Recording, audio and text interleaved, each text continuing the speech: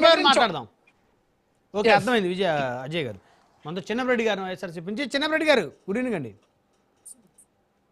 నమస్కారం సార్, రాష్ట్ర news channel వంటి ప్యానల్ సభ్యులందరూ కూడా నమస్కారం. సార్ బ్రహ్మనాయుడు గారు, బీసీలకు ఎక్కువ అవకాశాలు మేమే ఇచ్చామంటున్నారు జగన్మోహన్ రెడ్డి గారు.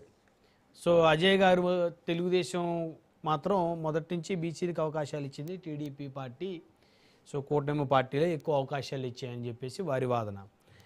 మీరేమంటారు? సార్ బీసీల పట్ల చంద్రబాబు నాయుడు గారికి ఎంత ప్రేమ ఉందో, బీసీలని తోకలు కట్ చేస్తామని చెప్పేసి చెప్పినప్పుడే బీసీలందరూ అర్థం చేసుకున్నారు. అందుకనే బీసీలంతా కూడా వైఎస్ఆర్ కాంగ్రెస్ పార్టీ వైపు మల్లుతున్నారని, బీసీలు వైఎస్ఆర్ కాంగ్రెస్ పార్టీకి సపోర్ట్ చేస్తున్నారని చెప్పేసి ఈ ప్రభుత్వం రెడ్ బుక్ రాజ్యాంగాన్ని ప్రత్యేకంగా బీసీల పట్ల పెట్టినటువంటి పరిస్థితిని మనం చూసాం. ఇప్పుడు కారుమూరి నాగేశ్వరరావు గారి బీసీ కావడం వల్ల, యాదవ వ్యక్తి కావడం వల్ల ఆయన్ని అరెస్ట్ చేశారు.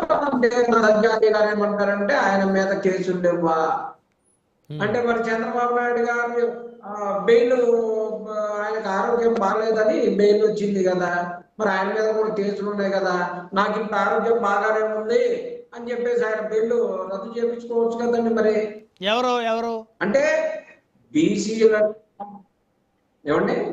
కాదు, మీరంతా ఎవరి గురించి?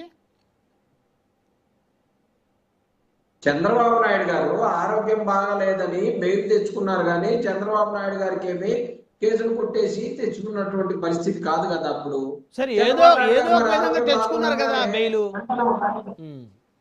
ఏమండి? తెచ్చుకున్నారు సార్. నేను అనేది బీసీల పట్ల చంద్రబాబు నాయుడు అంటే కేసులు బీసీలకే ఉన్నట్టుగా, బీసీలంతా కేసుల్లో ఉన్నట్టుగా, బీసీలంతా ఆ కేసులకు సంబంధించినటువంటి వ్యక్తులుగా మాట్లాడినట్టుగా మాట్లాడుతూ ఉంటే, సీదిల అప్పలరాజు డాక్టర్ గా చదువుకున్నాడు, మంచి పేరున్న వ్యక్తి. అనుకోని ఘటన ఒకటి జరిగితే సీదిల అప్పలరాజు గారిని వాళ్ళ కొడుకు యాక్సిడెంట్ చేస్తేనేమో ఆయన్ని జైలు వేశారు. అదే మరి మీ కూటమికి సంబంధించినటువంటి హైదరాబాద్ లో ఒక మనిషి చనిపోయి యాక్సిడెంట్ చేస్తే, మనిషి చనిపోతే వారి మీద కేసులు ఉండవు, ఎందుకంటే వారు బీసీ కాదు కదా. మరి ఆయన బీసీ కదా. ఖచ్చితంగా బీసీ పక్షపాతి వైఎస్ఆర్ కాంగ్రెస్ పార్టీ. అందుకనే 56 కులాలకు సంబంధించి బీసీలలో ప్రతి వారికి కూడా ఒక కార్పొరేషన్ ఇచ్చి బీసీలని గౌరవించినటువంటి వైఎస్ఆర్ కాంగ్రెస్ పార్టీ. సార్ వీళ్ళకి బీసీల పట్ల బీసీలను వాడుకోవటం, వదిలేయటం తప్పితే తెలుగుదేశానికి తెలిసింది ఏమీ లేదు, చేసింది ఏమీ లేదు. ఇప్పుడు కారుమూరి నాగేశ్వరరావు గారు అరెస్ట్ అయినటువంటి విధానం చూసాం కదా, అక్కడ కూడా యాదవ వర్గం నేత కారుమూరిని అక్రమంగా అరెస్ట్ చేశారని చెప్పి, అంటే ఒక ఇన్సిడెంట్ జరిగినప్పుడు అన్యాయంగా మా పార్టీ నాయకుని అరెస్ట్ చేశారని అనొచ్చు. యాదవ వర్గం అని ప్రత్యేకంగా చెప్పటం జగన్మోహన్ రెడ్డి గారు అంటే దేనికి ఆ ఇండికేషన్? అంటే పదే ఒక ఇన్సిడెంట్ జరిగినప్పుడు ఆ తప్పు గురించి మాట్లాడాలి, లేదంటే ఆ జరిగిన ఇన్సిడెంట్ జరగకపోయినా కూడా, లేకపోతే ఆయన తప్పు లేకపోయినా అరెస్ట్ చేశారు అని చెప్పేసి వివరించిన తప్పు లేదు, కులాన్ని ఎందుకు ప్రస్తావిస్తారు అనేది ఇక్కడ చాలా మంది ప్రశ్నిస్తున్నారు. చిన్నరెడ్డి గారు, బ్రహ్మనాయుడు గారు, చట్టం తన పని తాను చేసింది అనుకోండి, అది కేసు ఎవరి మీద పెట్టినా కానీ అది చట్టం తన పని తాను చేసినా కానీ అనుకోవచ్చు. బీసీల మీద బీసీలను టార్గెట్ చేసినప్పుడు ఖచ్చితంగా బీసీలకు సంబంధించినటువంటి అంశాలని బీసీలుగా అనకుండా ఇంకొకళ్ళగా అనలేం కదా.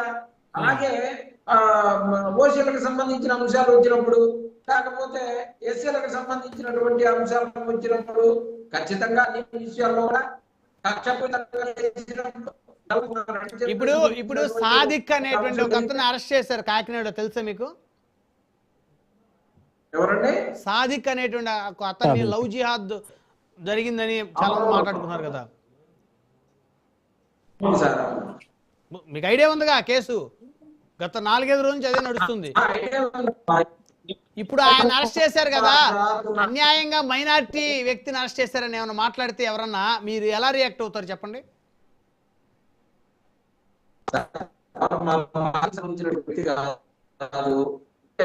మీ వాయిస్ క్లారిటీగా రావట్లేదండి, మీ వాయిస్ క్లారిటీ వినిపించట్లేదు.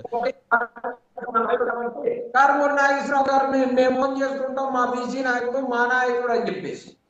అంతేగాని దాన్ని పోయి తీసుకొచ్చి మా పార్టీ